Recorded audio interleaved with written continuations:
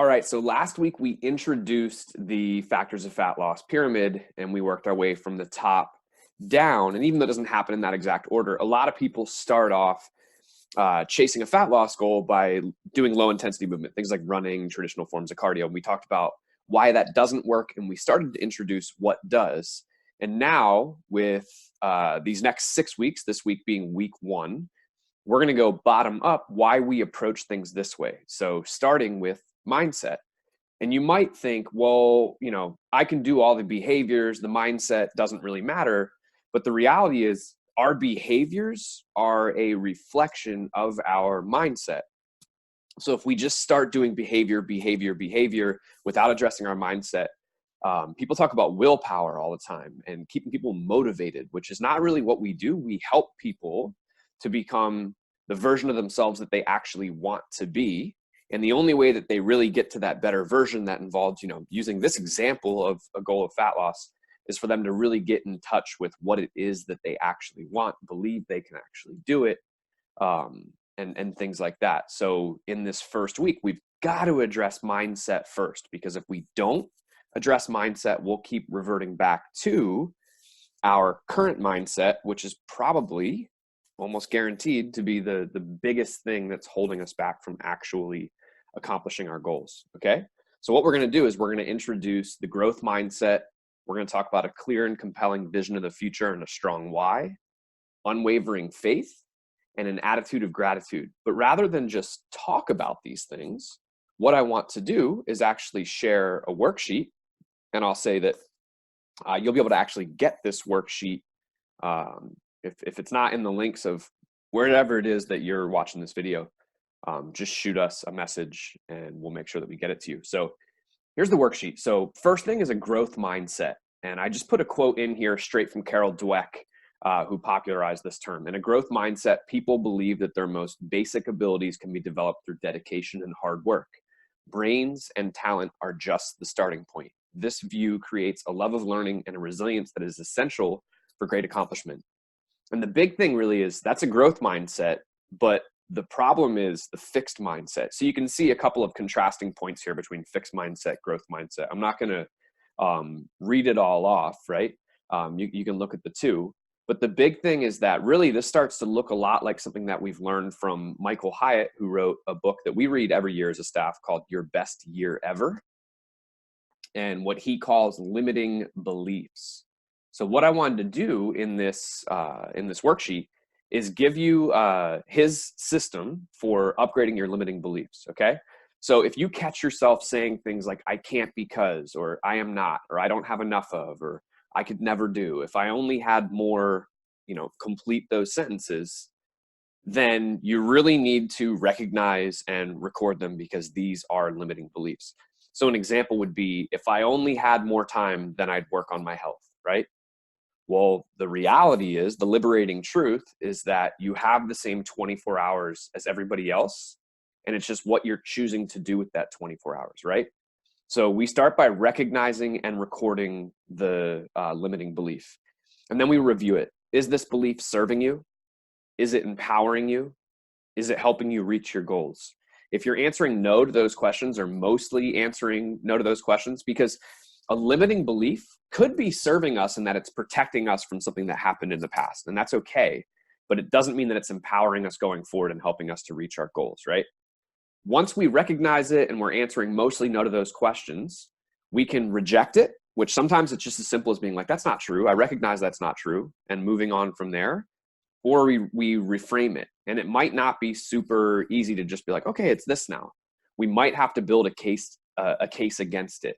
So how is this holding you back? You can start by writing all that stuff out. And then we're going to want to revise this limiting belief. So I just use this example. If I only had more time, then I'd work on my health. And the liberating truth could be, I've got the same 24 hours as everyone else, and I could make better choices with my time.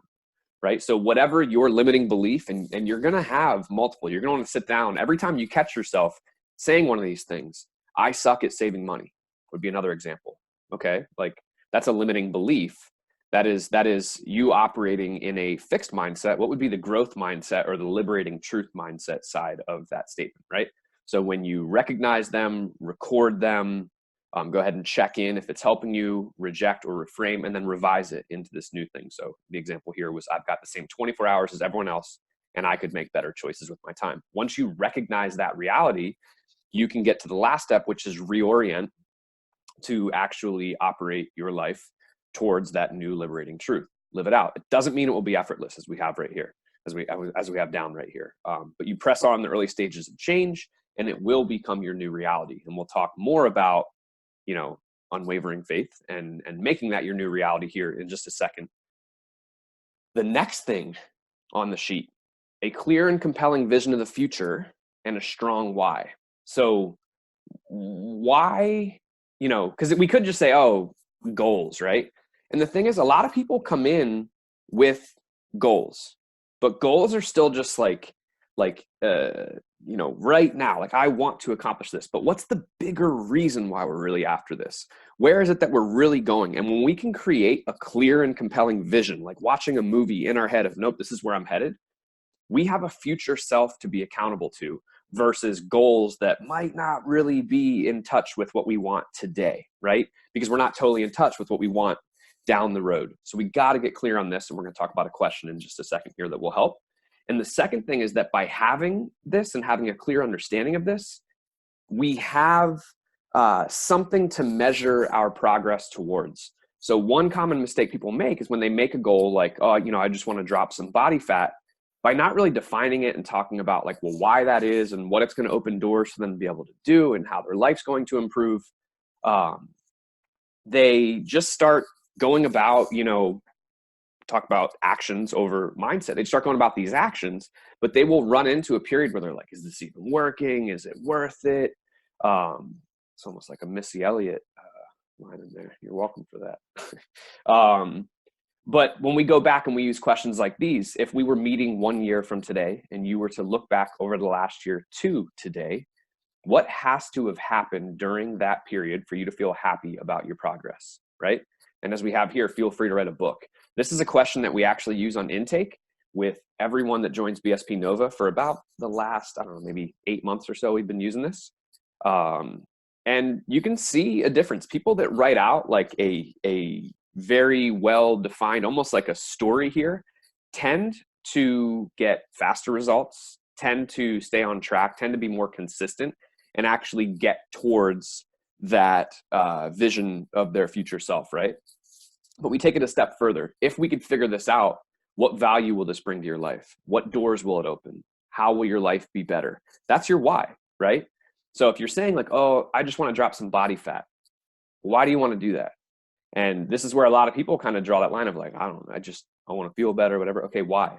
And there's like an old school technique of, it's like, you hear people say anything from like, you ask why 5 times to get to the core, 7 times, whatever. I don't care how many times.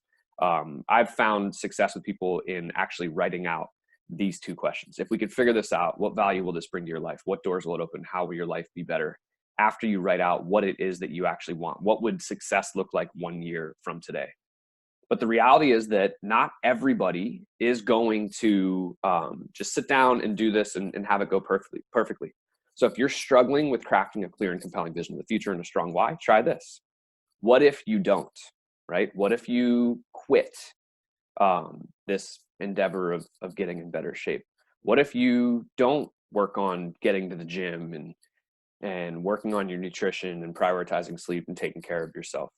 Write it out. So it's like, sometimes we'll call it goal, anti-goal, heaven versus hell. And sometimes you have to write the anti-goal or the hell first. So seriously, if you were to not go on this journey towards a positive future self, what is the worst that happens? And write it out. And it's really morbid.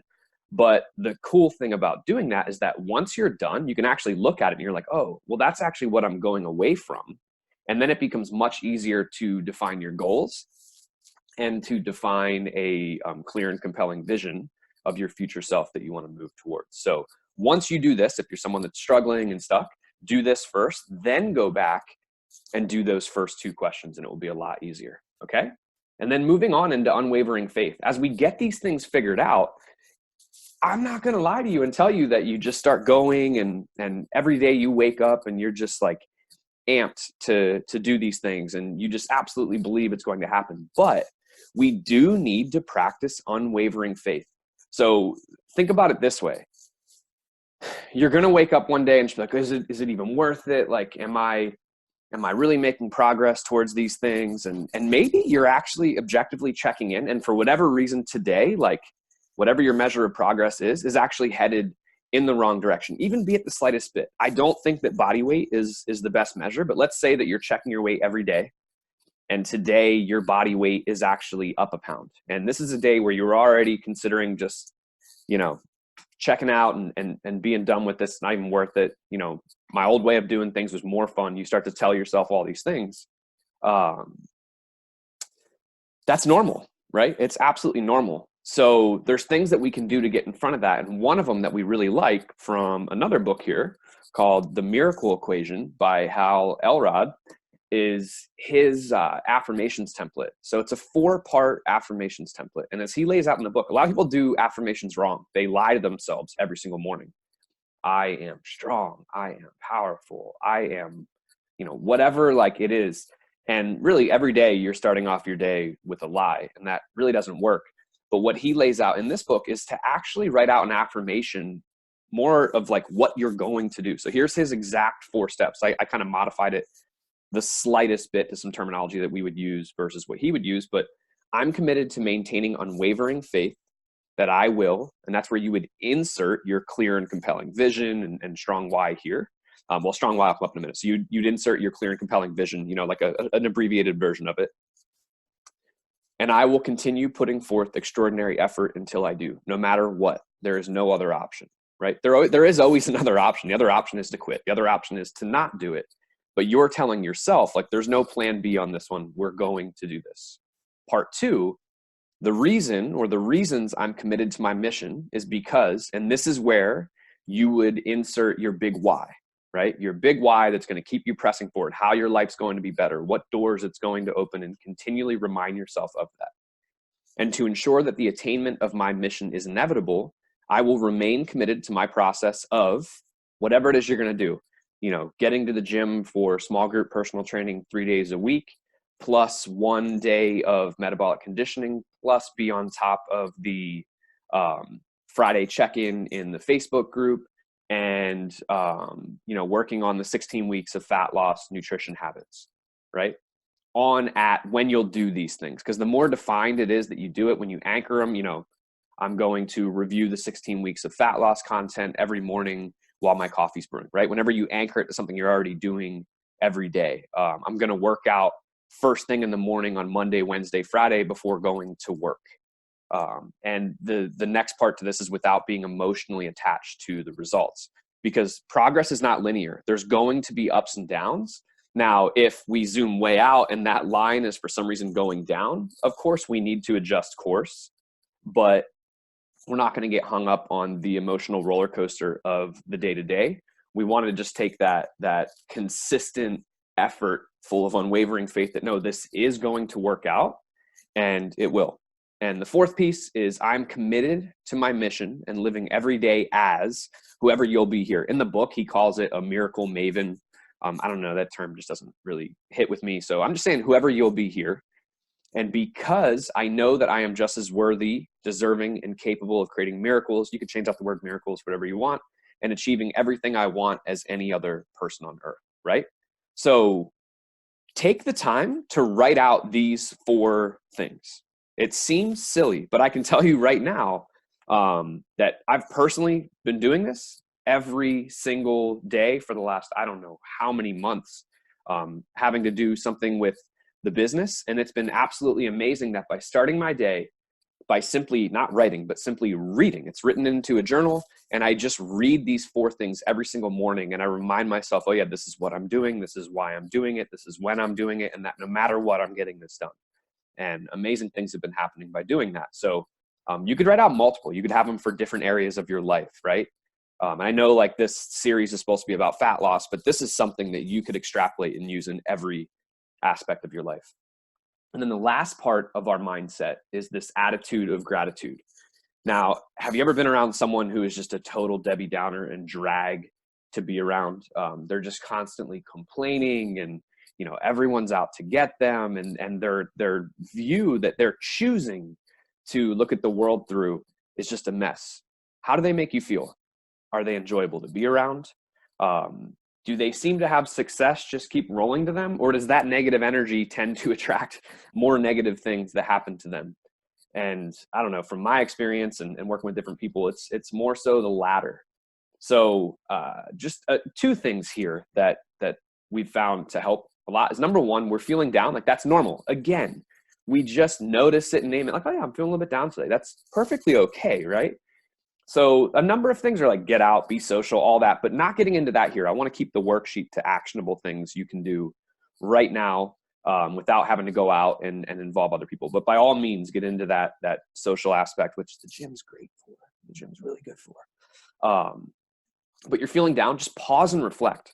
What's good right now? Okay. And I'm going to say something really morbid, but when I find myself being down about things that really aren't that big of a deal, I stop and remind myself that someday, again, because I'm sure that we've all experienced it before, we're going to experience like something really bad, something really traumatic, something that absolutely sucks. And we would give everything to not be in the situation, right? Like, I'm sure your brain's racing with examples of when you've been there.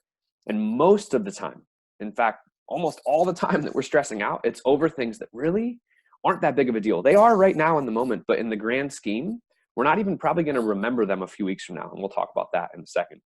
So just pause and reflect. Well, what's good right now, right? Whatever it is that I'm stressing over, like, that is what it is, but that's one thing. And we tend to feel that one negative thing way more than all the things that are good in our life.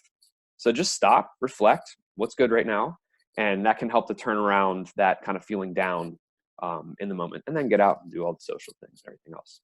But one that you can do every day and start to get the momentum of positivity going. And it has made a huge difference for myself. I know tons of other people that do this, are really, you don't have to do all of them, but one of, or all of, or whatever, like you pick, of these three things here. Every single morning, start with a journal and write down 3 people, things, and or events that I'm thankful for. I don't mean 3 of each, but like 3 in total. So, if you're struggling, as I have here, you could write down 1 person, 1 thing, 1 event, but 3 things that you're thankful for. And right away, it just gets you to start with a positive mindset. And then as a bonus, contact a person or the people that you wrote down that you're thankful for, and just tell them, say, hey, I just wanted to reach out and tell you how thankful I am for, whatever the reason was that you wrote down their name. And then the second thing is to write down the best thing that happened yesterday. And don't just you can do it however you want, right? But I would recommend to not just write like a little one-liner, like, for instance, we did bikes and brews with some of the people from the gym yesterday, bikes and brews. Instead, write like a short synopsis of like, oh man, got together for bikes and brews with, who was there, what we did, where we went, what was so fun about it. If you have the time, really write it out, because one, it's really cool to go back and look at these things at a later date, but also by writing it out in detail, we actually start to like relive those moments in our mind and experience the joy that we had from them over again, right? And then the third thing is one that we have seen people do really well with, and it goes back to where I was talking about, like, whatever has you feeling down right now. Once a week, answer the questions. What's the worst thing that happened this week? And that, you're like, whoa, I thought we were doing positivity here. Like, why are we going negativity? Well, one, you're going to find that from writing down 3 things every single day and writing down the best thing that happened every single day, most weeks, you're going to have a hard time even thinking of like, wait, what was the worst thing that happened? And on the weeks where you're like, oh, like this was really bothering me, and you write down the worst thing. Not saying sometimes, there won't be like horrible things, because there will, right? But those make us enjoy the better things even more. But most of the time, whatever it is you write down, you come back and look at it 2, 3 weeks later, 6 months later, you're like, I don't even remember that. And you start to get this record of whatever it is that was bothering you at that time, you don't even remember today. And you can start to be like, oh, wow, like the things I'm dealing with today aren't going to be a big deal in 3 weeks and 6 months and whatever. And, most of the time that is a fact, right? So that's what we got this week. Recommend, there's a link. If you're looking at this in the email, there's a link to get this. If you're on social media, there should be a link somewhere to get this worksheet.